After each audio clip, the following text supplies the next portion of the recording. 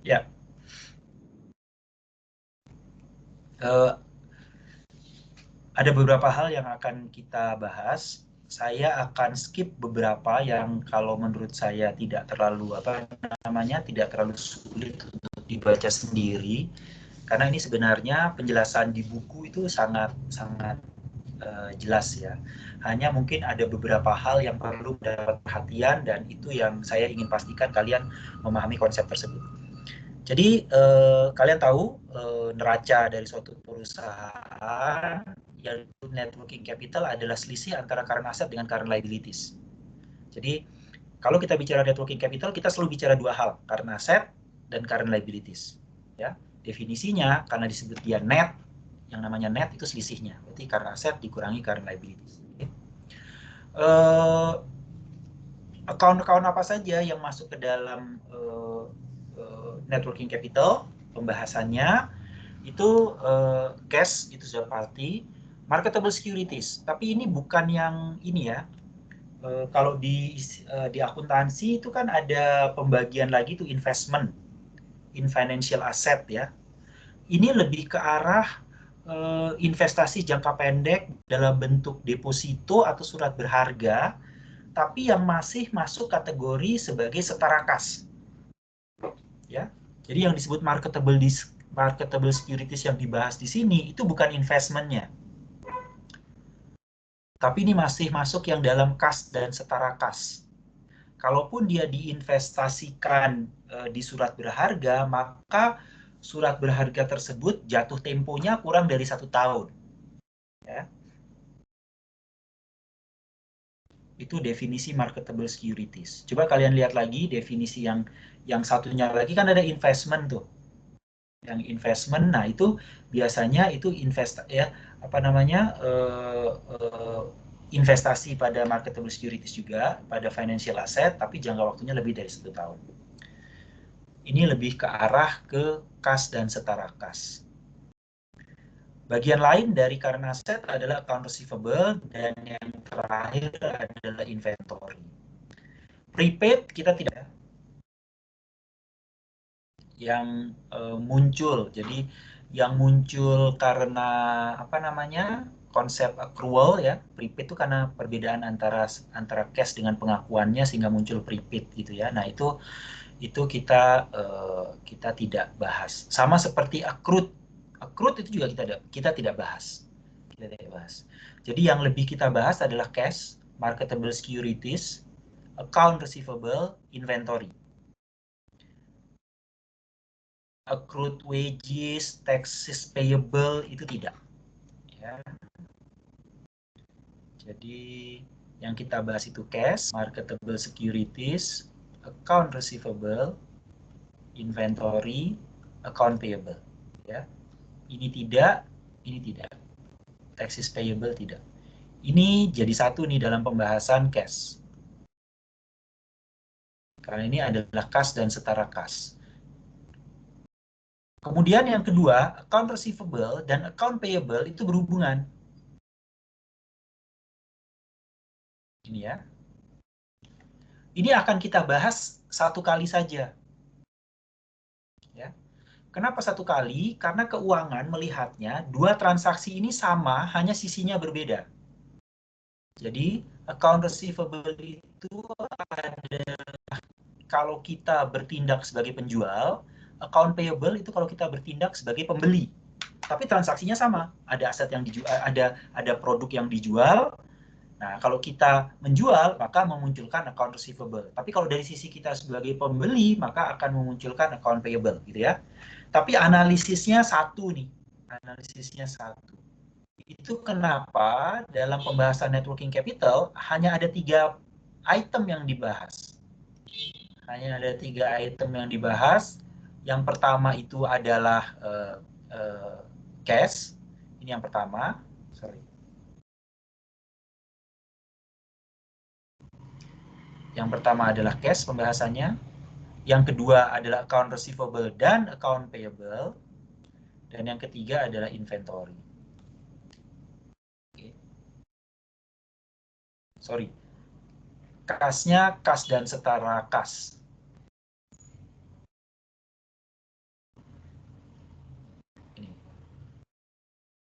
kas dan setara kas. Account receivable, account payable, kemudian inventory. Sampai situ ada pertanyaan atau tidak?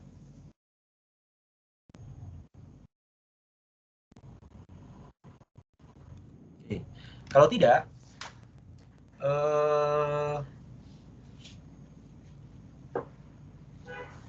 dasar pengambilan keputusan atau pertanyaan yang harus dijawab atau keputusan yang harus diambil ketika kita berhubungan dengan networking capital. Kalau yang keputusan pertama, investment decision, kan bagaimana kita menentukan diterima atau ditolak suatu project atau kita memilih suatu project.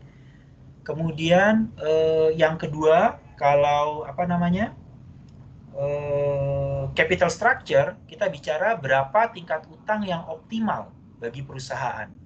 Nah, kalau yang ketiga, net working capital itu lebih berhubungan ke masalah trade-off antara liquidity versus profitability. Bagaimana kita menyeimbangkan kepentingan perusahaan dalam hal likuiditas dan profitabilitas. Karena masalah yang ditemui ketika kita mengambil keputusan net working capital itu adalah pertentangan atau trade-off antara likuiditas dengan profitabilitas. Nanti kita akan bahas apa masalah likuiditas atau masalah profitabilitas, ya. Nah, kita sekarang bicara masalah likuiditas dulu. Ini adalah masalah yang ditemui ketika kita mengelola net working capital dan pertanyaan yang harus dijawab atau keputusan yang harus diambil. Oke. Ini adalah siklus dari pertama kali perusahaan menjalankan kegiatan operasinya, gitu ya.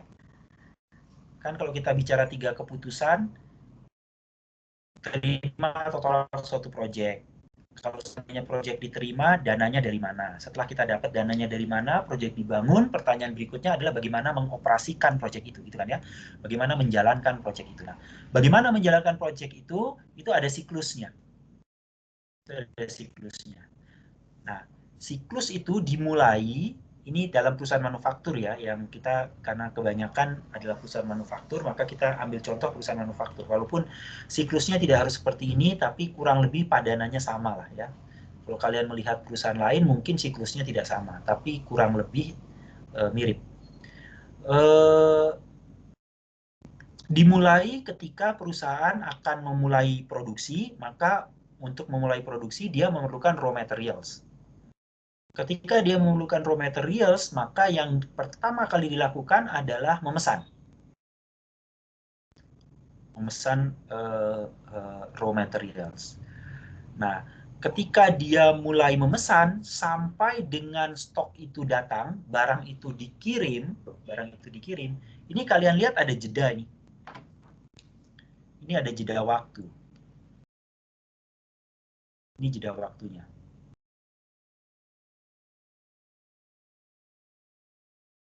Ini muncul sendiri pertanyaan, berapa banyak yang dipesan, gitu ya, dan kapan memesannya. Karena kalau salah menentukan berapa banyak dan memesannya, barang tersebut tidak akan sampai di gudang untuk mulai proses produksi tepat waktu. Itu ada pertanyaan sendiri nih di sini. Berapa banyak dipesan dan kapan memesannya. Itu kita akan bahas ketika kita akan membahas inventory ya. Karena kita harus memikirkan berarti selama dipesan raw materials yang ada di gudang itu harus tersedia berapa nih sambil menunggu barang datang. Jadi idealnya adalah pas di gudang itu raw materials-nya habis, maka pada saat itu juga raw materials-nya datang, gitu ya. Masalah akan lebih complicated, akan lebih rumit jika terdiri dari banyak bagian, banyak yang dipesan dan prosesnya itu berurutan. sequencing. Sehingga kita harus memikirkan mana yang dipesan, kapan datangnya. Setelah itu, kalau misalkan proses ini selesai, raw materials apa yang diperlukan, kapan datangnya, itu kan tersendiri tuh ininya, ilmunya. Ya. Biasanya lulusan dari teknik industri itu yang memikirkan itu. Okay. Idealnya adalah barang tepat datangnya tepat waktu, kemudian langsung digunakan. Jadi tidak banyak yang menumpuk di gudang. Ya, oke. Itu iterlah waktu yang diperlukan ketika barang dipesan sampai dengan raw materials itu diterima. Oke. Nah, siklus dari operasi itu, siklus dari produksinya mulai ketika barang tersebut sudah datang. Begitu dia datang dan mulai diproduksi, mulailah memasuki suatu siklus, suatu periode yang disebut dengan inventory period.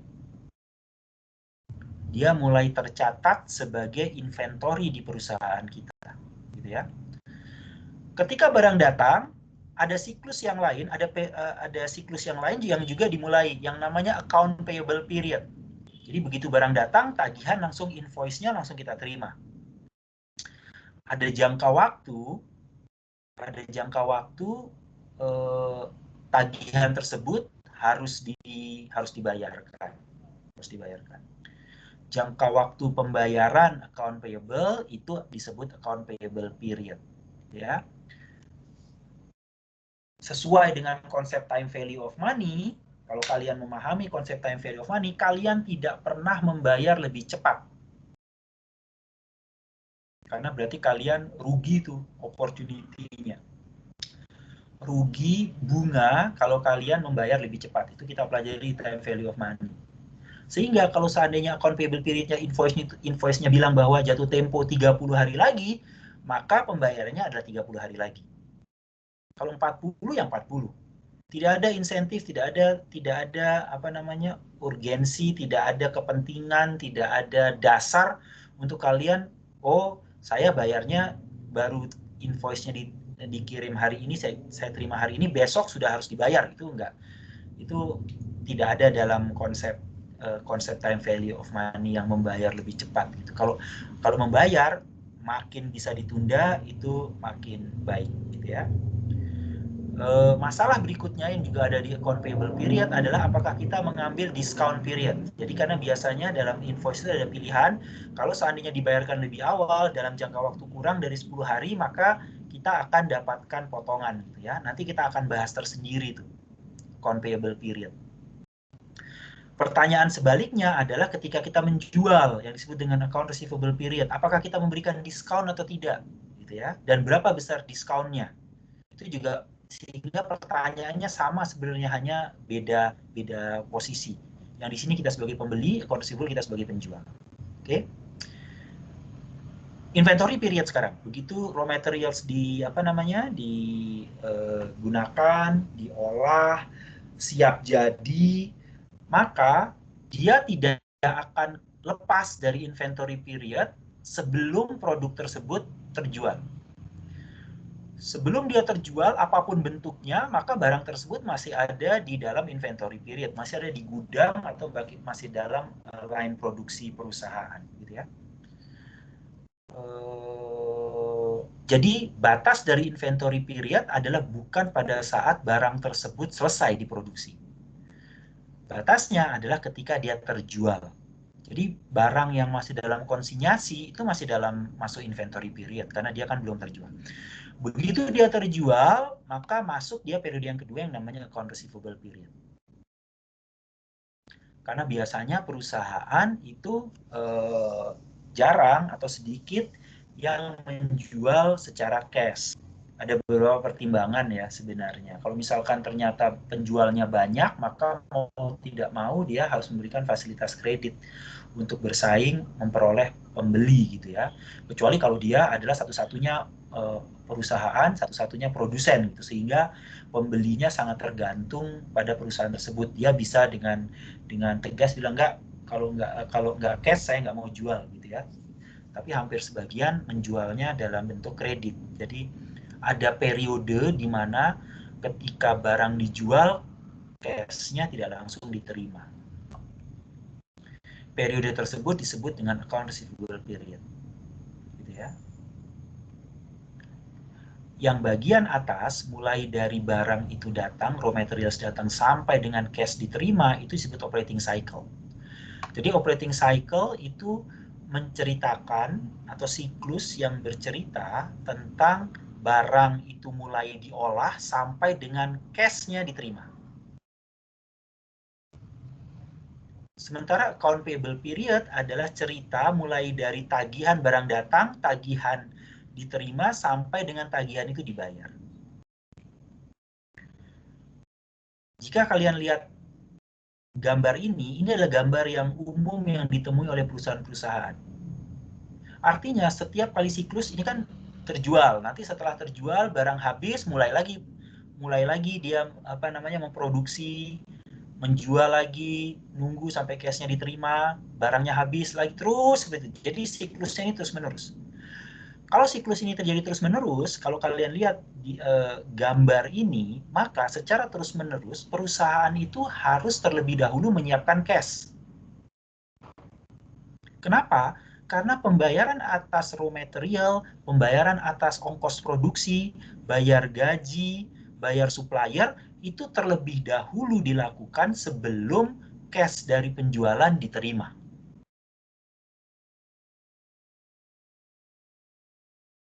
Siapa yang tidak mengerti definisi cash cycle?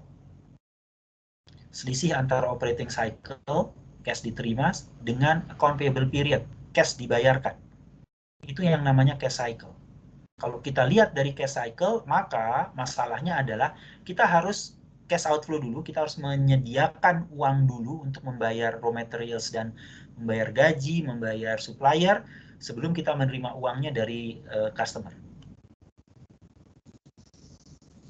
Itu yang disebut dengan liquidity problem.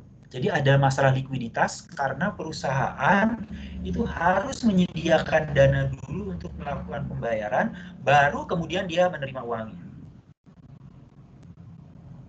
Itu kenapa bank memperkenalkan pinjaman, line of credit, pinjaman yang namanya net working capital loan. Jadi ini ada bank menyediakan pinjaman nih. Ini sambil menunggu cash-nya diterima. Kalau seandainya perusahaan nggak punya uang, maka perusahaan bisa pinjam ke bank untuk melakukan pembayaran raw materials dan pembayaran ini. Kalaupun seandainya perusahaan menggunakan uangnya sendiri, maka pembayaran yang dilakukan terlebih dahulu, kemudian penerimaan yang dilakukan belakangan, itu ada opportunity cost yang harus kita hitung. Artinya selama periode cash cycle ini, perusahaan kehilangan kesempatan untuk menyimpan uangnya di bank dan memperoleh bunga dari sana. Itu sudah kita pelajari di konsep time value of money, yang bagaimana kalau kita setiap kali melakukan pembayaran lebih awal, maka kita akan kehilangan opportunity cost yang berasal dari bunga. Sampai situ jelas? Atau ada pertanyaan?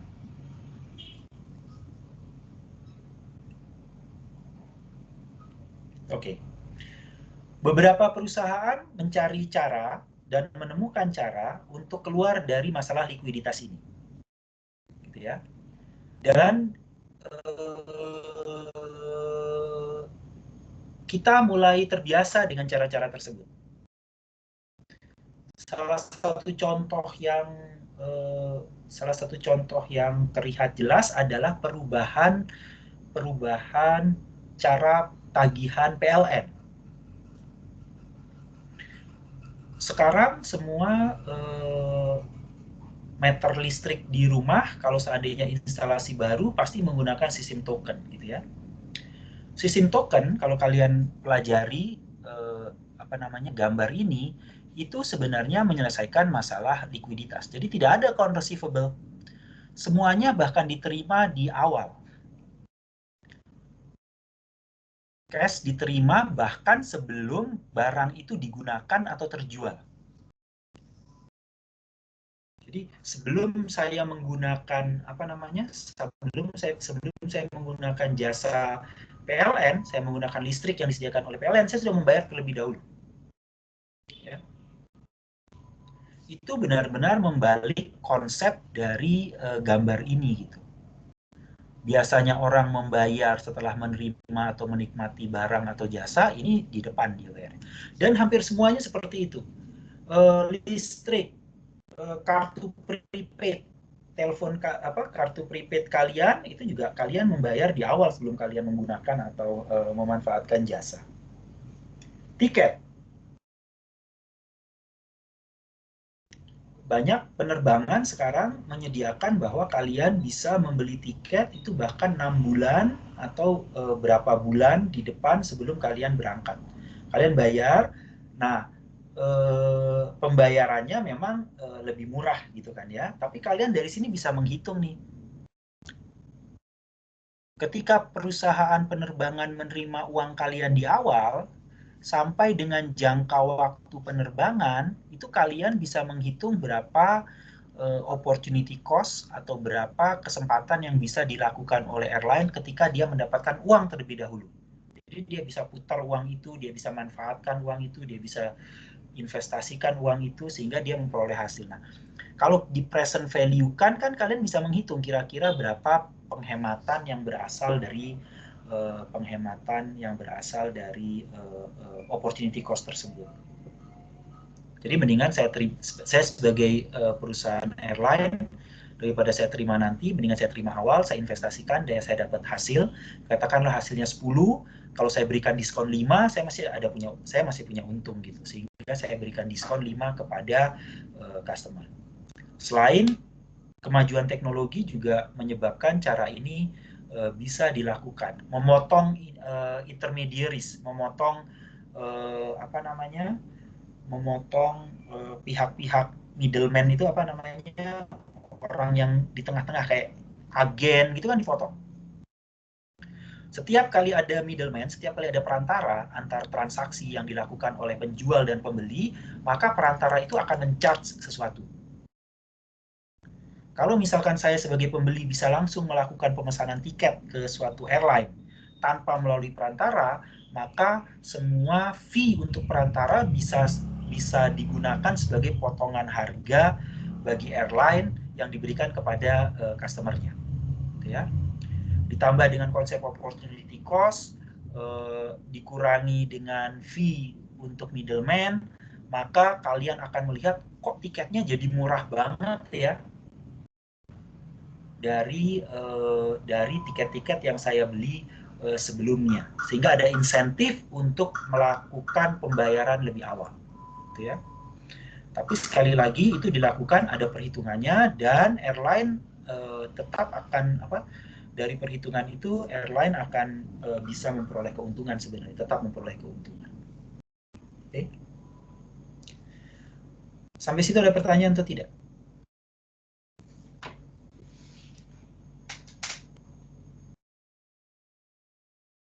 Ya. Ini dia cash cycle, operating cycle. Cash cycle adalah operating cycle dikurangi account payable period. Oke. Itu kenapa latihan pertama kalian untuk net working capital adalah menghitung berapa hari nih inventory period, berapa hari account receivable period, berapa hari account payable period. Karena kita tidak hanya berbicara satu transaksi, tapi kita berbicara seluruh transaksi rata-rata dalam waktu 1 tahun. Ya.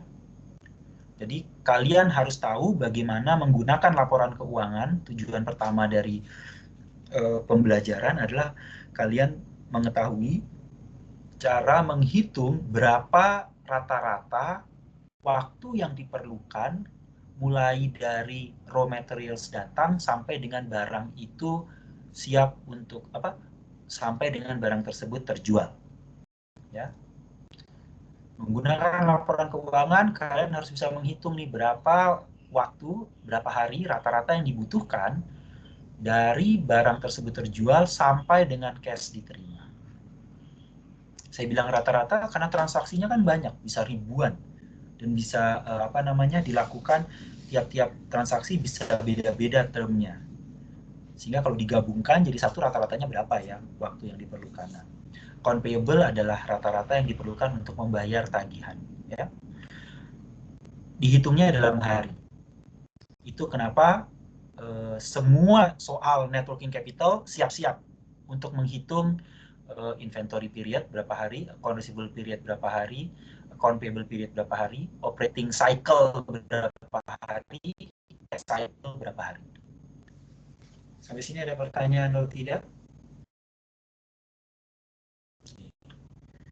Kalau tidak, tadi kita bicara masalah likuiditas, gitu ya. Nah, sekarang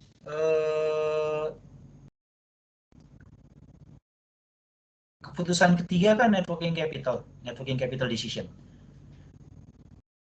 Yang harus diputuskan net working capital, tadi sudah saya sebutkan, yang harus diputuskan dalam net working capital decision ini adalah keseimbangan antara likuiditas dan profitabilitas.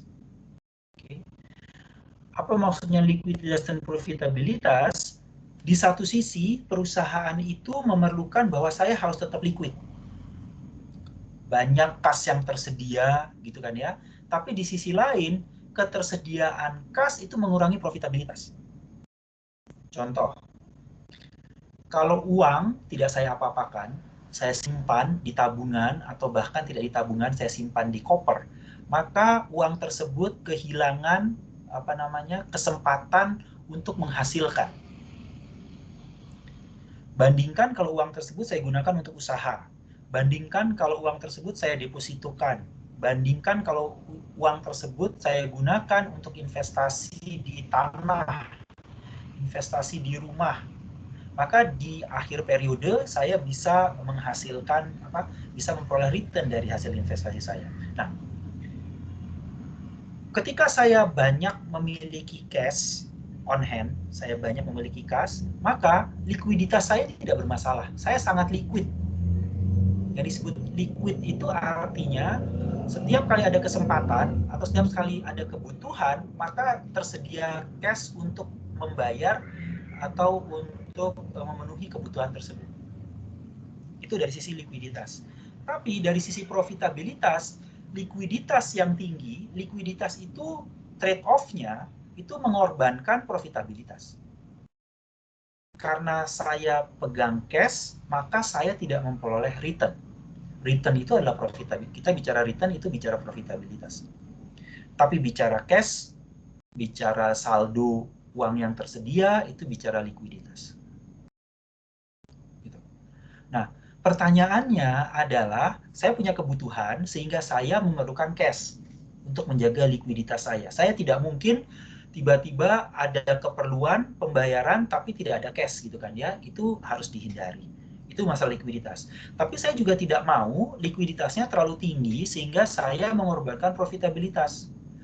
Uangnya nganggur, tidak menghasilkan, uang saya tidak memperoleh return, itu saya namanya mengorbankan profitabilitas. Sehingga pertanyaannya adalah, berapa sih level likuiditas yang optimal? Sehingga kebutuhan saya tetap bisa terpenuhi, tetapi profitabilitas saya juga tidak terlalu tidak terlalu dirugikan gitu. Ya. Saya bisa tetap memperoleh keuntungan, return saya tidak hilang, kesempatan untuk memperoleh returnnya tidak hilang, tapi juga tidak terlalu cash flow saya tetap terjaga, sehingga kalau ada kebutuhan saya bisa mengeluarkan cash untuk melakukan pembayaran. Siapa yang tidak mengerti definisi likuiditas dengan profitabilitas? Itu kenapa pertanyaannya itu bicara tentang size of investment. Berapa saldonya? Berapa saldonya? Oke.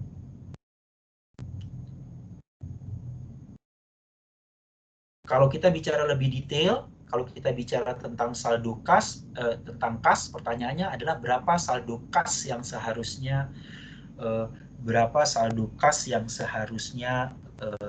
dijaga. Kalau kita bicara inventory, berapa jumlah unit atau nilai inventory yang seharusnya ada di gudang?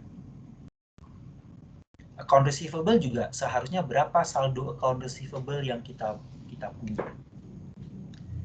Saya akan cerita satu-satu sekarang. Cash misalkan. Ada senior kalian yang studi kasusnya adalah menghitung cash balance yang optimal untuk setiap cabang. Sekarang dia jadi sekarang perusahaannya namanya BPJS Kesehatan gitu kan ya. Nah, pertanyaan dulu itu kan setiap cabang dari BPJS Kesehatan itu kan harus menyediakan dana yang akan ditransfer untuk melakukan pergantian atas klaim di rumah sakit gitu kan ya, yang menjadi mitra dari BPJS. Masalah dari cabang adalah mereka tidak bisa menentukan kasnya harus berapa.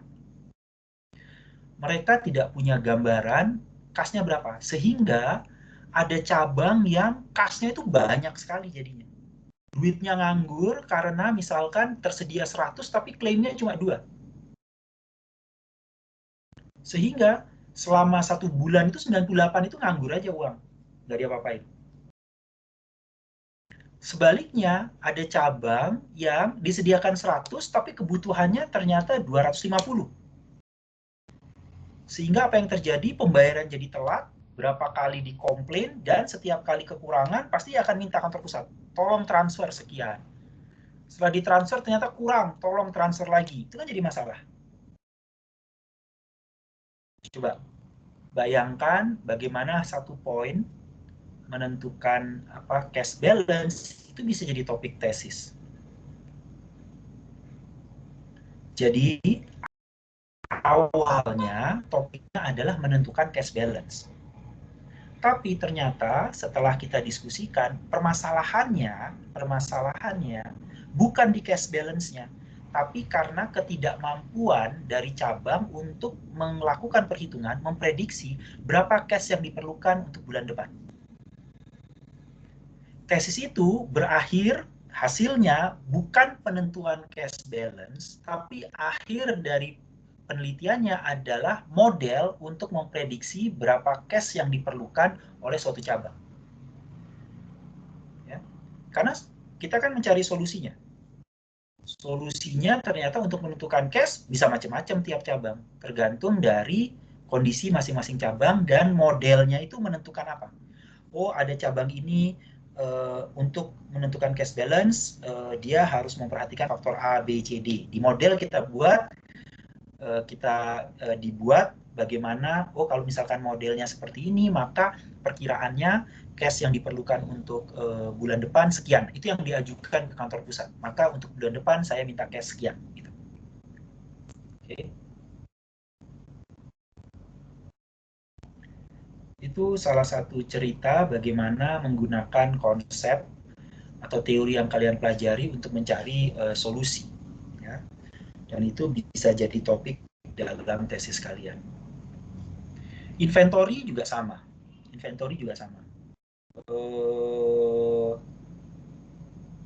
Pertanyaannya selalu size of investment, berapa nilai inventory yang harus kita jaga.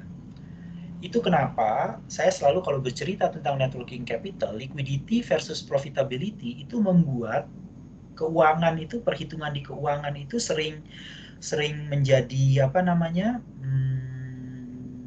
pertentangan ya dengan bagian-bagian lain. Ketika kita bicara inventory yang terlalu besar itu artinya uang nganggur. Kan nggak diapa-apain. Uang kita diubah dalam bentuk raw materials, dalam bentuk inventory, dan yang ada di gudang. Dia nggak nambah jumlahnya, tapi justru rusak atau berkurang. Tapi yang paling besar biayanya adalah kita kehilangan kesempatan. Daripada inventory itu nganggur, kan lebih baik kita konversi dalam bentuk cash dan kita bisa depositokan atau investasikan di alternatif lain yang menghasilkan return gitu kan. Tapi di satu sisi bagian produksi tidak akan mau kalau seandainya inventorinya dibatasi atau terbatas. Kenapa? Saya perlu untuk produksi. Kalau tiba-tiba saya memerlukan ada special order, tiba-tiba raw materials-nya tidak ada, itu masalah bagi bagian produksi. Begitu juga dengan ketika tiba-tiba customer memerlukan sesuatu, memerlukan produk tertentu, tapi tidak ada di inventory, maka yang dikomplain adalah bagian produksi. Kenapa tidak menyediakan? Kenapa tidak ada? Gitu kan ya. Nah, sehingga keseimbangan itu penting.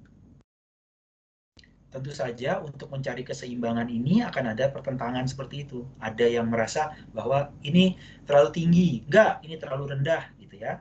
Itu kenapa untuk setiap solusi di bagian networking capital itu harus dibicarakan dengan pihak-pihak yang berhubungan dengan account-account tersebut.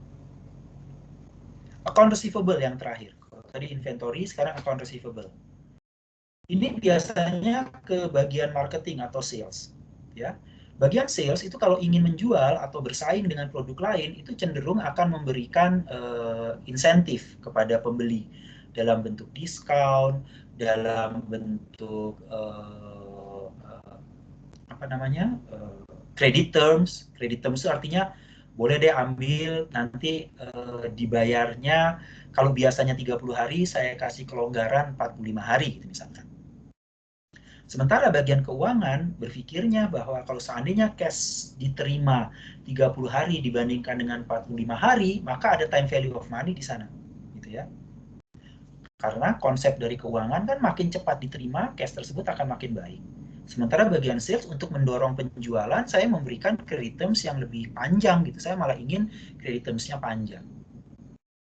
Nah, itu yang menjadi harus dicari balance-nya berapa nih. Apakah oh ya, apakah misalkan 210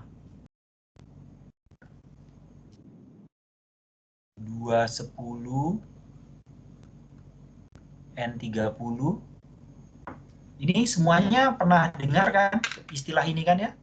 Kecuali yang bukan akuntansi, pasti yang lain pasti pernah mendengar. Siapa yang nggak pernah dengar?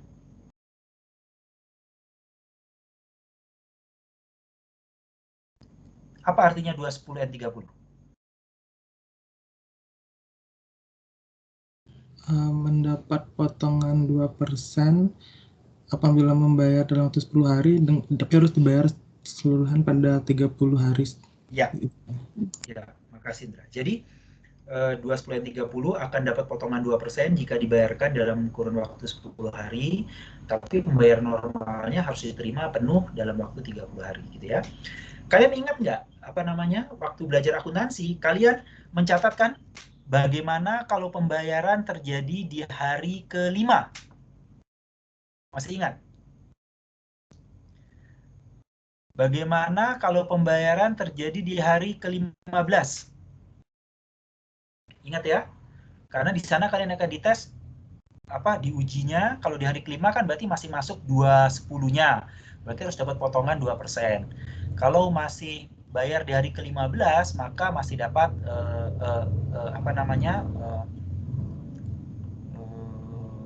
bayarnya harus normal, jadi pencatatannya tidak menggunakan diskon. Nah, itu yang kalian lakukan selama waktu kuliah di S1 tanpa menyadari bahwa nggak mungkin orang itu melakukan penjualan pembayaran di hari ke-5 atau hari ke-15. Kalau bisnis yang real, kalau seandainya 210 mau pakai istilah ini, maka dia bayarnya di hari ke-10. Nggak mungkin dia lebih awal bayarnya. Ngapain dia bayar hari ke-5 kalau bisa bayar hari ke-10? Ini kan konsep time value of money. Ngapain dia bayar hari ke-15 kalau dia bisa bayar hari ke-30? Gitu ya. Selain itu, pertanyaannya, mana yang lebih baik? 210N30 atau misal 410N45? Ini anak akuntansi nggak bisa jawab. Yuk kita kunci. Karena biasanya waktu belajar akuntansi ini sudah ditetapkan nih, policy perusahaan untuk kredit adalah 210N30. Pertanyaannya, kenapa perusahaan menetapkan 210N30? Bukan 410N45 gitu misalkan. Atau 210N40 gitu misalkan. Nggak pernah ada juga mahasiswa yang nanya soalnya. Kenapa 210N30 ya Pak? Gitu, atau Bu? Gitu. Dan kalau itu ditanyakan ke dosen akuntansi juga belum tentu dosen akuntansinya bisa menjawab itu. Kenapa 210N30? Karena biasanya soalnya seperti itu. Gitu. Ya, oke. Itu di satu sisi bahwa perusahaan ingin cash-nya tersedia banyak. Jadi kalau ada kebutuhan sewaktu-waktu itu bisa dibayarkan. Inventorinya tersedianya banyak. Kalau diperlukan sewaktu-waktu oleh pembeli atau bagian produksi ada. Credit terms-nya itu liberal, bebas, panjang jangka waktunya. Sehingga kalau bagian sales melakukan penjualan, dia bisa menawarkan kepada customer jangka waktu pembayaran yang lebih panjang. Tapi semua itu akan mengurangi profitability dari perusahaan. Setidak-tidaknya kehilangan opportunity cost untuk melakukan investasi dari dana yang digunakan untuk membayar atau mendanai ini semuanya gitu. Alternatifnya adalah cash balance-nya harus kecil, inventory-nya harus sedikit, bahkan kalau yang namanya just in time itu bahkan zero inventory. Jadi barang yang datang langsung diproduksi, selesai langsung terjual gitu ya. Jadi inventory itu hanya ada yang sedang diproduksi. Raw materials tidak ada karena raw materials tidak ada di gudang karena ketika dibutuhkan ya langsung datang, langsung masuk ke produksi. Tidak ada yang menunggu dulu di gudang. Barang yang terjual juga tidak ada, barang yang jadi juga tidak ada yang menunggu di gudang. Karena begitu selesai udah langsung dikirim kepada pembelinya. Gitu ya. Atau kalau yang ini ekstrim yang lain adalah tidak ada penjualan kredit sama sekali. Semuanya dilakukan secara tunai. Okay? Di mana balance-nya itu yang menjadi pertanyaan, gitu ya. Karena di satu sisi kalau investasi di asetnya itu tinggi, maksudnya cash-nya tinggi, inventory-nya tinggi, account receivable-nya tinggi, gitu ya. Maka carrying cost-nya tinggi. Yang dimaksud dengan carrying cost adalah opportunity cost tadi. Cash besar, inventory besar, account receivable besar, itu maka opportunity cost-nya besar. Perusahaan kehilangan kesempatan untuk memanfaatkan dana yang digunakan untuk cash, inventory, atau account receivable itu diinvestasikan atau diinvestasikan di alternatif lain. Deposito lah contohnya gitu. Atau marketable securities gitu contohnya. Ya, itu kan akan menghasilkan. Tapi di selain itu investment yang tinggi itu juga shortage cost-nya juga rendah. Shortage itu kan kekurangan. Kalau nggak ada cash itu ada biayanya kalau kita pinjam. Kemudian inventory yang nggak ada itu shortage cost-nya adalah pelanggannya jadi pergi meninggalkan produk kita untuk membeli di produk lain atau di perusahaan lain. Account receivable yang terlalu rendah atau credit terms-nya terlalu rendah atau penjualan secara cash itu menyebabkan pembeli juga meninggalkan produk kita. Nah, itu adalah shortage cost itu kalau seandainya rendah. Jadi kalau current asetnya tinggi, maka shortage cost-nya juga rendah. Jadi nggak ada hal-hal tersebut. Tapi kalau investmentnya rendah, shortage cost-nya tinggi. Sebaliknya, kalau current asetnya tinggi, carrying cost-nya tinggi. Kalau current asetnya rendah, carrying cost-nya rendah. Gabungan dari kedua itu kita akan cari titik optimalnya. Berapa current aset yang optimal. Gitu ya. Ini dipakai untuk cash, juga dipakai untuk inventory. Oke. Dan account receivable juga, tapi dengan perhitungan yang berbeda, dengan cara atau metode yang berbeda.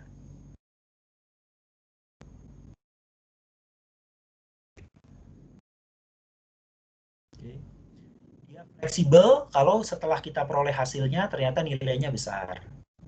Dia restriktif kalau seandainya setelah kita hitung dapatnya dia hasilnya atau balance-nya kecil gitu, itu disebut restriktif. Kalau fleksibel itu setelah kita hitung, oh ternyata dia bisa besar nilainya. Gitu. Tapi pertimbangannya sama saja, bahwa kita harus melihat trade-off antara liquidity dan profitability, antara carrying cost dan shortage cost. Gitu ya. Keseimbangannya berapa.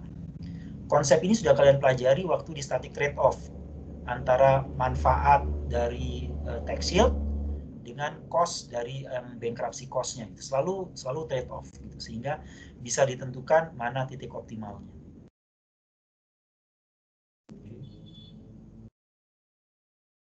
Itu ada pertanyaan atau tidak?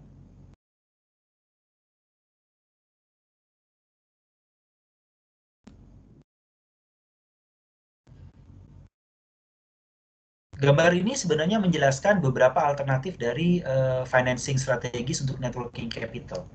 Kalau kita mau strict, kita kembali ke gambar ini. Kalau kita mau strict, seharusnya yang optimal itu net working capital itu 0. Artinya semua current asset itu didanai dari current liabilities. Gitu ya. Sementara fixed asset itu didanai dari long term debt-nya sama shareholders equity. Untuk yang beberapa kasus, kadang-kadang perusahaan bisa mendanai current asset-nya dari long term debt-nya. Jadi kalau dia misalkan ada ada kekurangan, maka dia mendanai current asset-nya dari long, tapi tidak disarankan. Karena dari jangka waktu seharusnya kalau untuk aset yang kurang dari 1 tahun itu pendanaannya dari liabilities yang kurang dari 1 tahun. Kalau yang lebih dari 1 tahun maka dia akan didanai dari sumber pendanaan yang lebih dari 1 tahun. Konsepnya sih seperti itu. Sehingga tidak pernah sejarahnya keputusan keuangan itu investasi jangka panjang itu didanai dari current liabilities, itu nggak mungkin banget. Ya. Bahkan waktu kita bicara payback period, itu seharusnya jangka waktu investasi itu, pengambilan keputusan investasi itu ditentukan dari jangka waktu pendanaannya berapa. Kalau jangka waktu pendanaannya di 3 tahun, maka proyek tersebut harus sudah selesai dalam waktu 3 tahun. Balik modalnya harus kurang dari 3 tahun. Kalau enggak, dia nggak bisa digunakan untuk memenuhi kewajibannya. Gitu ya.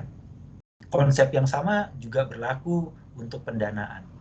Jadi konsep yang ideal, tadi gambar ada yang ideal, current asset itu harusnya didanai dari current liabilities, sehingga seharusnya saldo current asset dan current liabilities itu mendekati 0 sebenarnya. Yang ideal ya, saya sebut ideal karena dalam prakteknya tidak selalu seperti itu. Sementara fixed asset itu didanai dari utang jangka panjang dan equity. Beberapa industri itu menikmati current asetnya yang sangat besar dengan current liabilities yang sangat kecil. Contohnya retail, Carrefour gitu, Giant, pokoknya supermarket yang perusahaan-perusahaan retail itu current asetnya besar itu. Karena dia akan menerima hasil penjualan, tapi pembayarannya kan belakangan kepada supplier-suppliernya. Jadi dia lebih banyak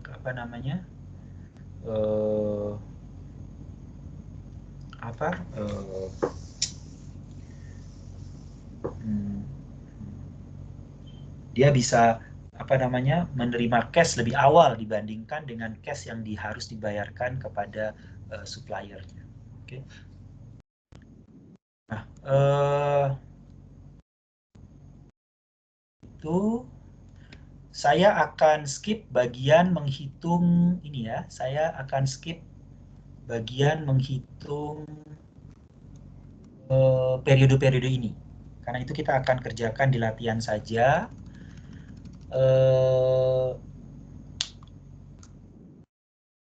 Yang terakhir hari ini saya ingin bahas terlebih dahulu, bukan cash, karena cash akan kita bahas belakangan. Akan bahas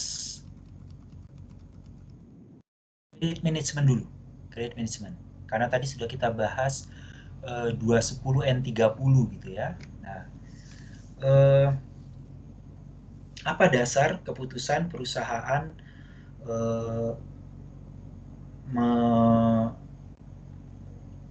memutuskan 210 N30?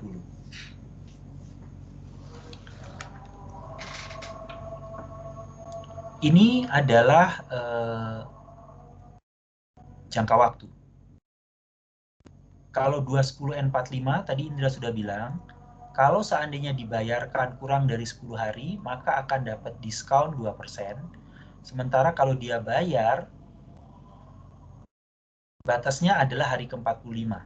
Ini 0 ini adalah pada saat barang diterima dan invoice dikirimkan ya, invoice diterima. Nah, dia akan bayar 100% di sini. Gitu. Oke.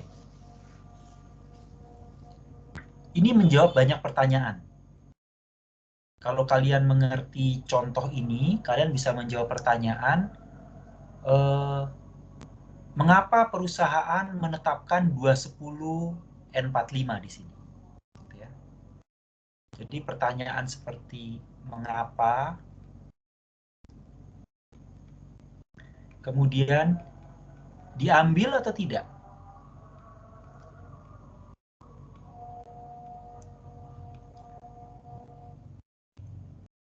Jadi kalau seandainya kalian menawarkan gitu, diambil atau tidak, itu ini bisa dijawab di slide ini. Oke. Nomor satu yang harus kita ketahui bahwa 210N45, kalau tadi Indra menjelaskan bahwa kalau dibayarkan dalam 10 hari, maka perusahaan akan memperoleh diskon 2%. Nah, itu tidak benar. Bukan tidak benar, tidak sepenuhnya benar. Gitu ya. Kenapa? Karena kita membandingkan 2% ini bukan dari 100 tapi dari 98.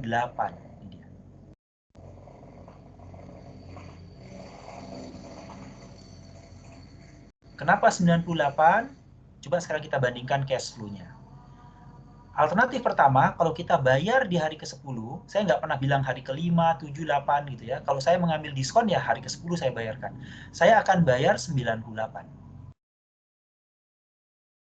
Gitu ya. Kita bayar 98. Atau kalau kita bayar periode normal, kita akan bayar 100 di hari ke-45.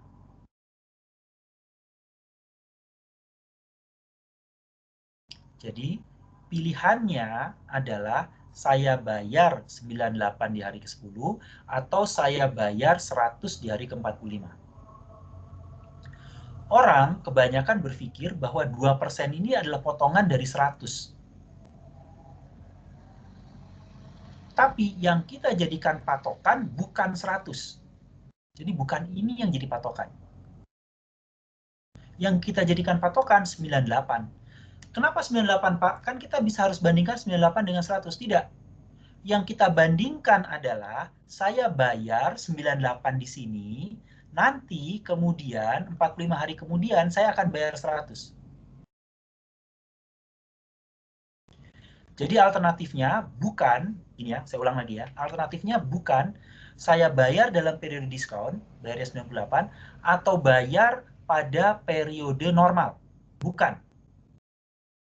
Alternatifnya adalah saya bayar periode diskon, kalau tidak ada uang, saya pinjam sehingga saya bayar pada periode diskon.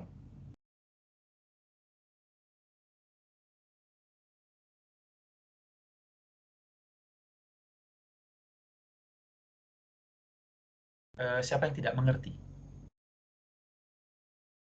Kebanyakan kan berpikir gini nih, ini adalah saya dihadapkan kepada diambil atau tidak gitu ya. Kalau pertanyaan nomor 2 ya, diambil atau tidak. Jawabannya adalah saya punya dua pilihan. Saya bayar periode diskon, saya bayar 98, atau saya bayar periode normal, saya bayar 100. Jangan berpikir seperti itu.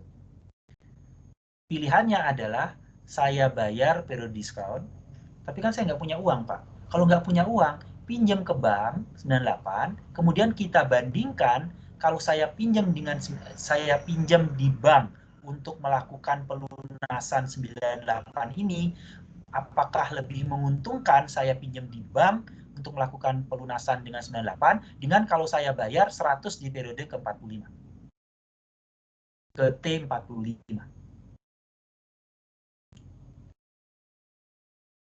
Siapa yang tidak mengerti?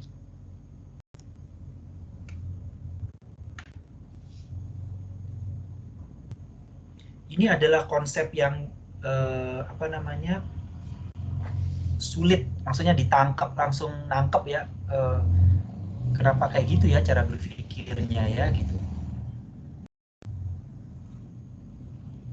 Cara lain, cara memahami yang lain adalah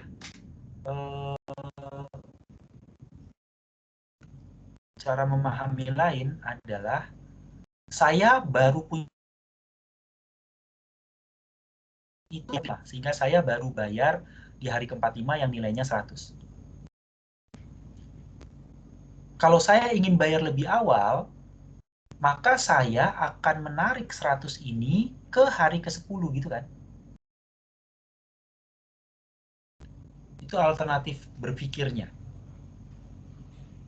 Bahwa kalau kita punya uang di hari ke-45 100-nya, bukan berarti kita tidak bisa bayar pada periode diskon. Karena kalau konsep time value of money, kita bisa melakukan pinjaman nih di hari ke-10 untuk dibayarkan ke hari 45. Masih ingat konsep time value of money kan? Kita punya uangnya 100-nya itu di hari ke-45. Tapi kita ingin melakukan konsumsinya di T10. Bagaimana caranya? Borrowing. Gitu kan? Masih ingat konsep borrowing yang kita beli time value of money? Itu yang dipakai sekarang. Oke. Nah, dari konsep itu, patokan kita jadi transaksinya adalah kita melakukan pembayaran di hari ke-10 dan nilainya adalah 98. Sehingga patokan perhitungan kita bukan 100 lagi, tapi pembayaran yang 98 ini. Itu kenapa efektif interest rate-nya bukan 2%. Tapi kita menghemat 2 ketika kita melakukan pembayaran yang nilainya 98. Itu kenapa efektif interest rate-nya sebenarnya adalah 2,0408. 2/98, bukan 2/100. Karena yang kita jadikan patokan adalah transaksi ini nih. 98. Kemudian yang kita bandingkan periodenya adalah membayar di periode ke-10 atau di periode ke-45. Kalau kita punya uang di hari ke-45, maka alternatifnya adalah kita majukan ke pembayaran ke hari 10. Sehingga sebenarnya pembayaran ini ekuivalen dengan kita melakukan pinjaman selama 35 hari. Ya, konsep borrowing yang tadinya kita punya uang di 100-nya di hari ke-45, tapi kita ingin bayarkan di periode diskon sehingga kita bayarnya 98, maka periode atau lamanya pinjaman adalah 35 hari.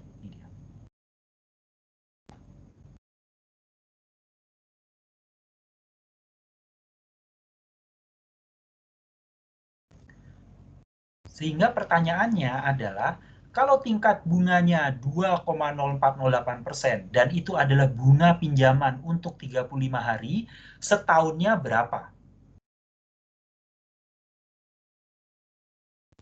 Jadi kita menghemat 2,0408% dan kita melakukan pinjaman untuk 35 hari. Satu tahunnya berapa? Ada 2 cara. Bisa langsung 20408 dikali 10 4286, kan? Kalau 1 tahun 365 hari, berarti 35 hari itu 365 per 35 dikali 2,0408 gitu kan ya. Tapi kalau kita mau menggunakan bunga efektif, maka 1 plus R pangkat T-nya gitu kan ya. T kali M, masih ingat nggak? Ini kan R per M. R per M-nya adalah 2,0408, T kali M-nya berarti 1 tahun dikali dengan 365 per 35. Masih ingat kalau 3 bulan kan 4, gitu ya. Dari mana 4? Dari 12 dibagi 3. Nah, ini 365 dibagi 35. Oke. Ingat time value of money yang 1 plus R dibagi M pangkat T kali M, itu konsepnya yang kita pakai sekarang. Sehingga sebenarnya bunga efektif dari transaksi pinjaman ini adalah 23,45%.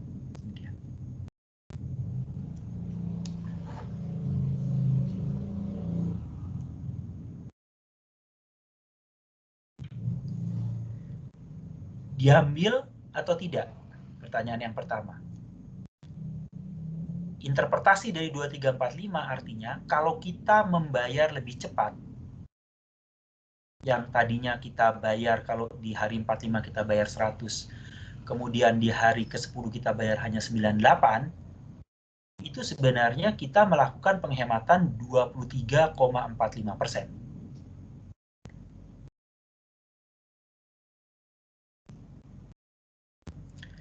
Diambil atau tidak, pertanyaannya adalah apakah bunga pinjaman ke bank lebih besar atau lebih kecil dari 23,45? Jika bunga pinjaman bank lebih kecil, katakanlah apakah 2345 lebih besar atau lebih kecil dari bunga bank? Kalau misalkan dia lebih besar, katakanlah bunga pinjaman bank. Bank memberikan pinjaman ke kita dengan tingkat bunga 18%. Apa yang kita lakukan? Keputusannya ambil. Kenapa ambil? Karena kita pinjam 98, kita bayar di hari ke-45 dengan bunga 18%, itu pembayarannya lebih kecil dari 100. Ini pinjam 98, bayar 100, itu bunganya 2345 nih di sini. Kalau bank ngasih pinjaman 18%, sementara kita bisa melakukan penghematan sebesar 2345%, maka kita akan ambil. Kita pinjam dari bank 98, kita bayarkan. Jadi ada dua interpretasinya.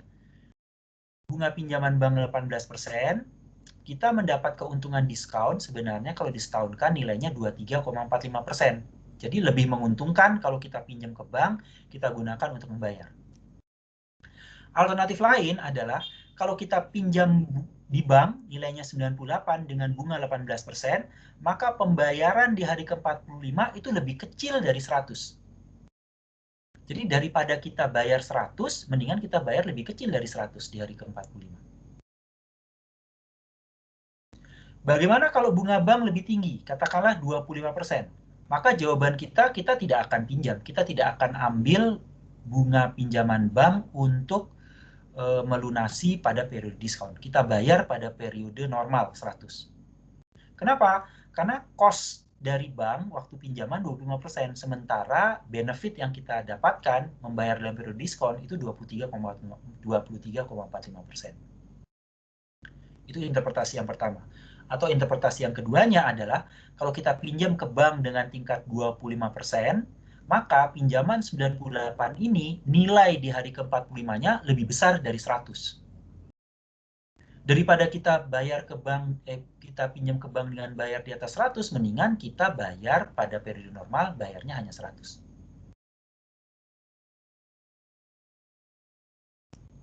Siapa yang tidak mengerti?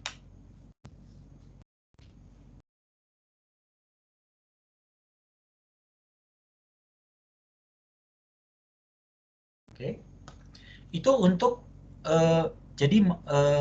menganalisis transaksi 210N45 untuk mengambil keputusan diambil atau tidak. Gitu ya. Sekarang baru bisa kita jawab pertanyaan pertama, mengapa? Jadi mengapa perusahaan memberikan credit terms 210N45? Apakah perusahaan kita harus memberikan 210N45? Bagaimana kalau kita bandingkan dengan yang tadi misalkan 210N30 gitu. Maka semua perhitungan ini akan berbeda. Itu juga dengan 410, 310, N30, apapun itu hitungannya. Jadi inti dari mengapa itu adalah ketika perusahaan memberikan credit terms 210N45, perusahaan harus membandingkan dengan tingkat bunga bank. Itu poinnya. Kalau sekarang tingkat bunga di bank pinjamannya 18%, kemudian perusahaan memberikan kredit terms 2, 10, N45, maka sama saja dengan perusahaan mensubsidi atau memberikan keuntungan kepada pembeli. Kenapa? Karena kalau kita jual, perusahaan kita ya, jual dengan 2, 10, N45, kemudian bank memberikan kredit pinjaman 18%, maka customer kita akan rame-rame pinjam ke bank, kemudian akan membayar pada periode diskon. Dia memanfaatkan potongan dari kita yang nilainya 23,45% dengan biaya pinjaman bank 18%. Kita memberi 5,45% nih ke customer, setiap customer kita memberikan kepada customer. Pertanyaannya, worth it nggak kita memberikan 5,45% itu? Kalau seandainya keuntungan yang kita dapatkan dari transaksi ini lebih dari 5,45%, oke. Kalau misalkan kita melakukan credit terms ini bisa meningkatkan penjualan lebih dari 5,45%, oke. Itu jawabannya. Karena ini adalah cost yang mesti kita bayar nih. Kembali lagi, apakah benefit yang kita peroleh dengan memberikan credit terms 2, 10, N45 lebih besar dari 5,45 atau tidak? Sebaliknya, kalau kita pembeli, kita akan menghitung sama. Kita bandingkan tingkat bunga bank dengan diskon yang kita peroleh. Analisis ini juga dilakukan untuk membandingkan antar credit terms. Ya. Sehingga kita bisa menentukan nih, oke, kita kasih credit terms atau tidak, bagaimana credit terms-nya, karena sebenarnya logikanya credit terms ini adalah benefit yang kita berikan kepada customer. Kalau kita yang beli, ini adalah benefit yang kita peroleh dari penjualnya. Untuk memanfaatkan benefit itu ada cost-nya. Cost-nya apa? Ya bunga bank, karena kita alternatifnya adalah kita pinjam. Oke. Cash discount, ada pertanyaan atau tidak?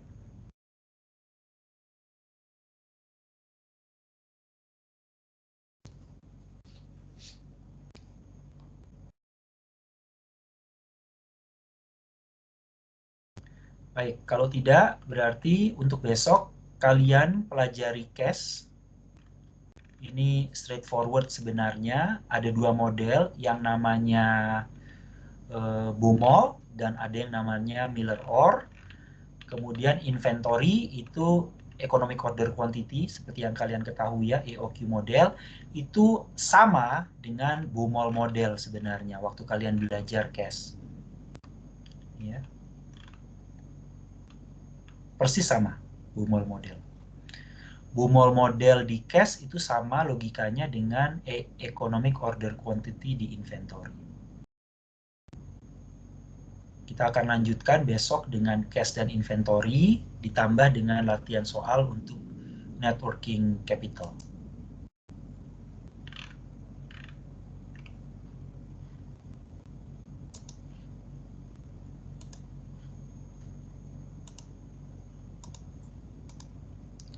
Ada pertanyaan sampai situ?